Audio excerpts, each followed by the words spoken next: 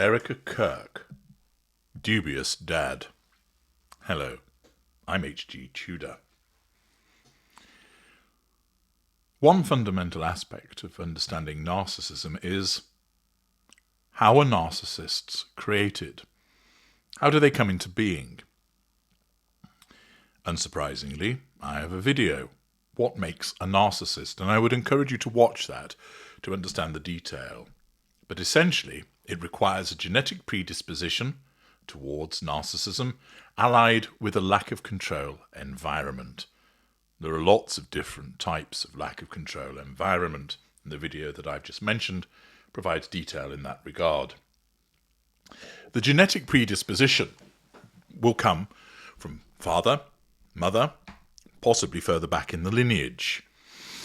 And therefore, there's an interesting consideration in respect of the formation of Erika Kirk's narcissism and the relationship with her father. The spotlight shifted onto Erika Kirk following the assassination of Charlie Kirk, and she has been put forward as a symbol of resilience, but there is some controversy. Beneath her poised public persona lies a family tapestry which shows entrepreneurial grit, but also whispered scandals. At its heart stands her father, Kent Randall Frantzfer, a 77-year-old Arizona-based businessman whose quiet life in defense consulting has been thrust into the maelstrom of online conspiracies. Born in 1948 into a lineage of Swedish immigrants and decorated veterans, Frantzfer embodies the unassuming archetype of the American defense contractor, methodical, networked, and now infamous. Kent Randall Frantzfer entered the world on an unspecified date in 1948. That lack of specification is something which is a bit of a recurring theme in relation to Erika Kirk's father. He was born either in the Midwest or the Southwest, but again precise records remain elusive, which have been shielded by the privacy preferences of a man who shuns social media beyond a dormant LinkedIn profile. His heritage traces back to Sweden, a lineage that infuses his story with notes of immigrant resilience and fraternal loyalty. His father, Ken Frantzfer, 1922 to 2016, was born in Falun, Sweden, a mining town in Dalarna province known for its copper heritage and folk traditions. Carl immigrated to the United States as a young man, arriving amid the post-World War II wave of European migrants seeking opportunity. He quickly assimilated into American military culture, enlisting in the U.S. Army Corps of Engineers and rising to captain during the Pacific Theater of World War II. For his service, he earned a Silver Star and Bronze Star, commendations for valor under fire that spoke to a stoic, duty-bound ethos. Post-war, he transitioned to civilian life, becoming vice president of the American Banknote Company, a firm synonymous with secure printing for passports, currency, and official documents, while ascending to Grand Chief of the Independent Order of Vikings, a Swedish-American fraternal organization blending cultural preservation with charitable works. Carl married Elaine Wiklund, another Swedish descendant, in a union that lasted 69 years until her death shortly after his.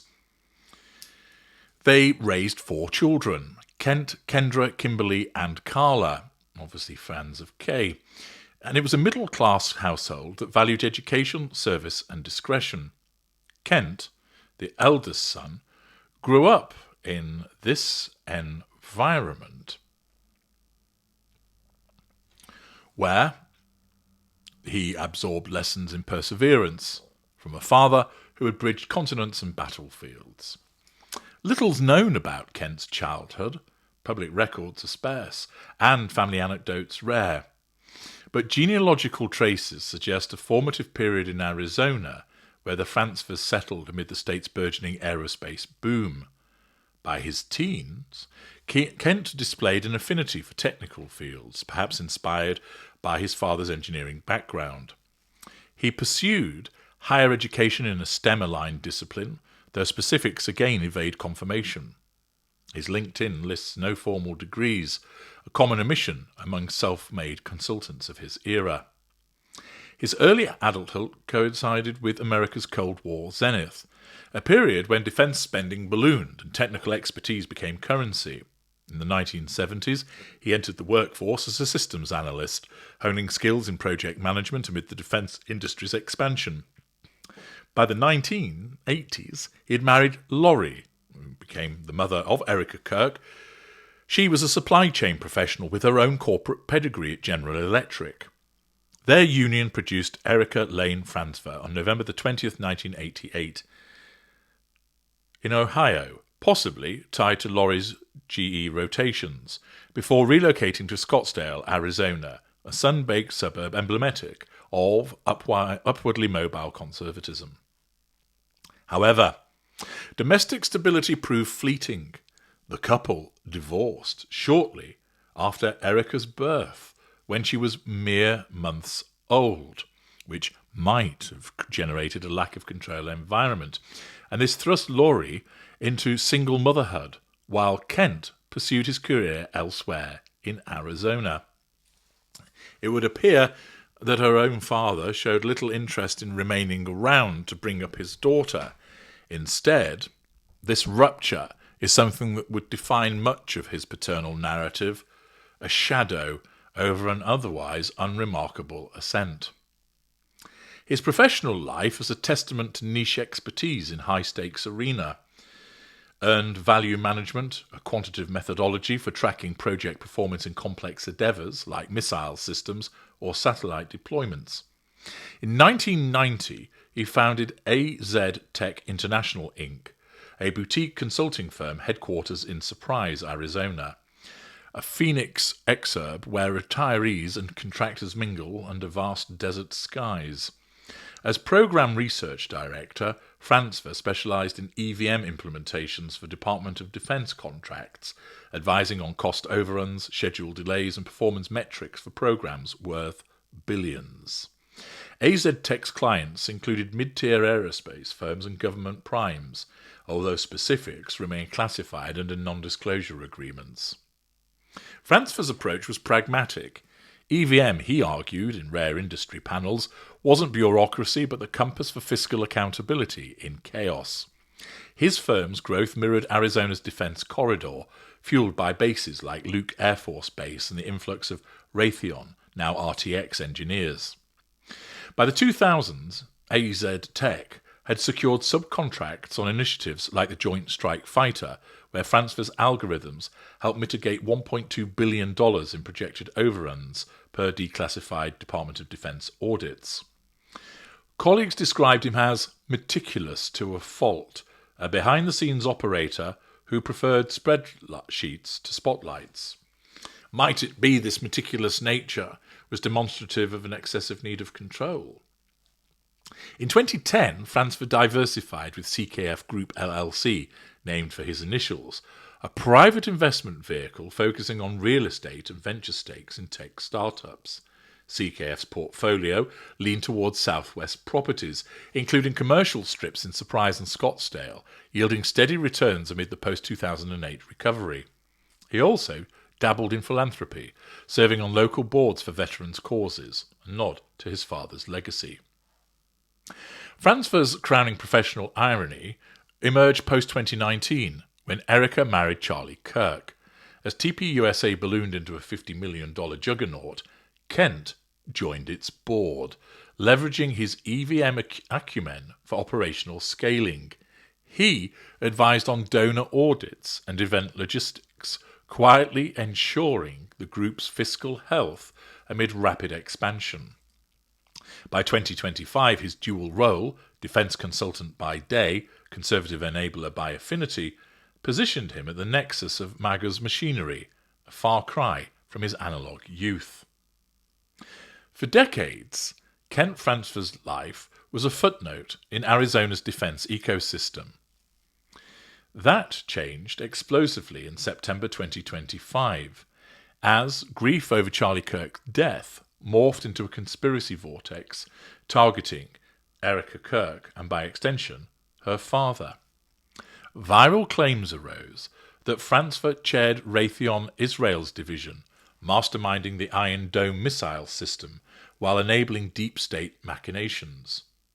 These allegations were amplified by various influencers and painted him as a Zionist puppeteer funneling US aid to Israel via Raytheon, a key Iron Dome co-developer, and grooming his daughter for elite networks.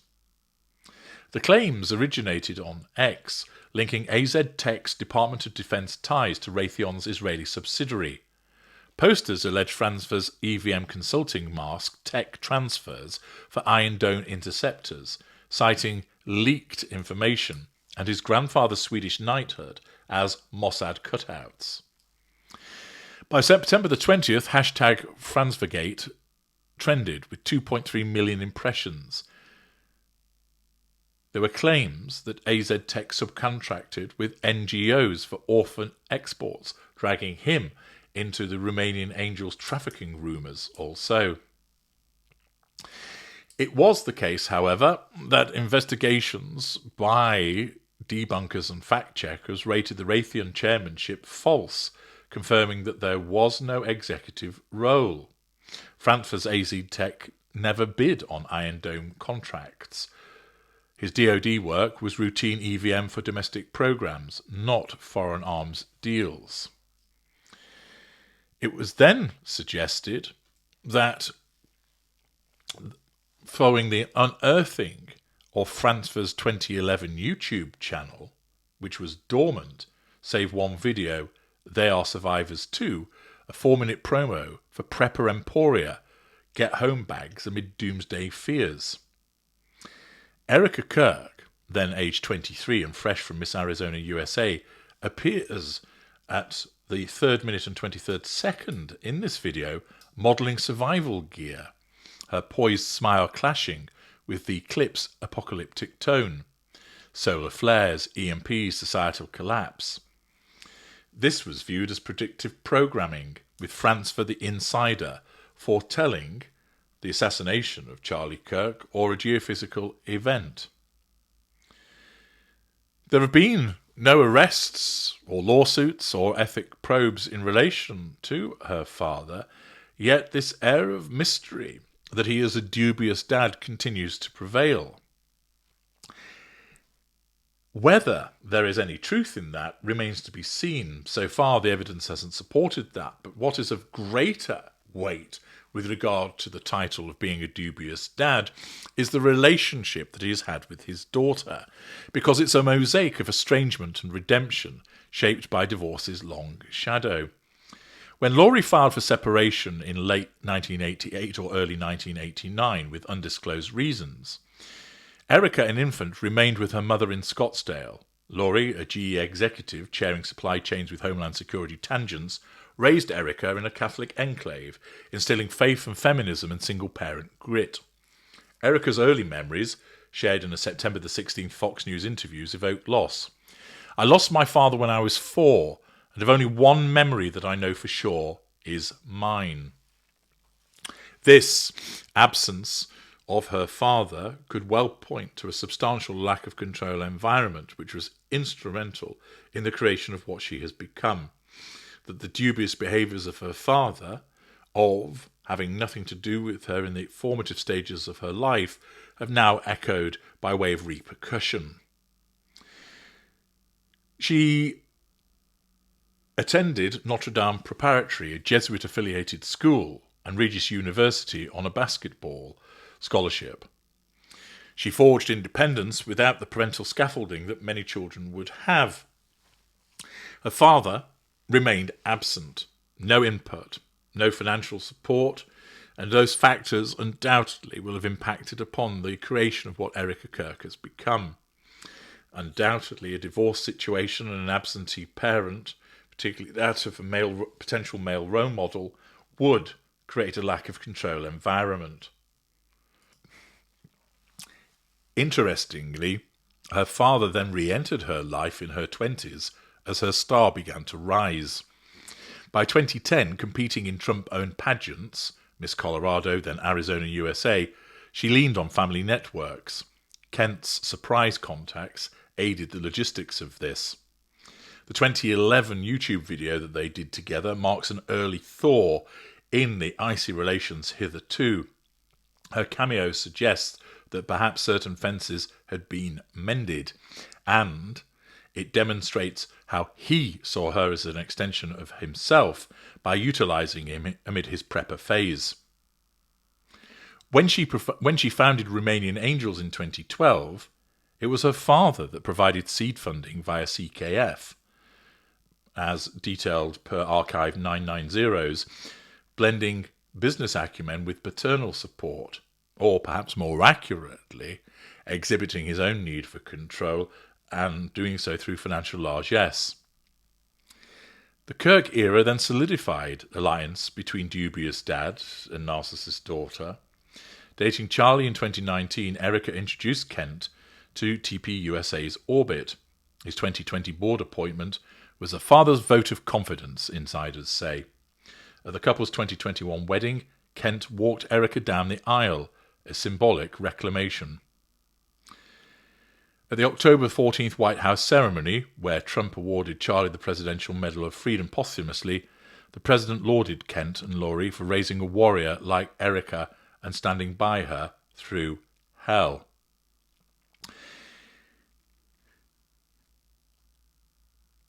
You try and find many historic pictures of her father, and you'll struggle.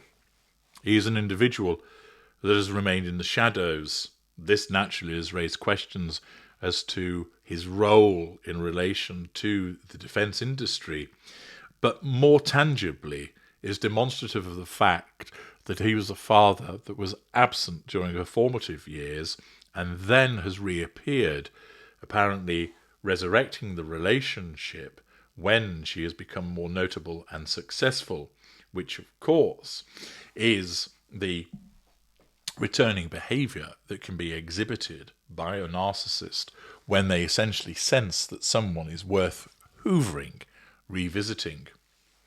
The relationship between father and daughter is clearly one where it was marked by absence, and that has clearly had a significant impact upon the life of Erika Kirk with regard to the creation of a lack of control environment. And should it be the case also that the genetic predisposition towards narcissism has come from her father, this is why she has become what she has. This means that the apple has not fallen far from the tree and raises questions about the conduct of Kent Franzva alongside that of his daughter. There are those that maintain that there are shadowy and dubious relationships born out of his defence contractor work, although no cogent evidence has yet been supplied of that. But what is clear that he has been a dubious dad with regard to his absence from most of her childhood and then his swooping return as he seeks to capitalise upon her growing stock and success. I'm H.G. Tudor. Thank you for listening.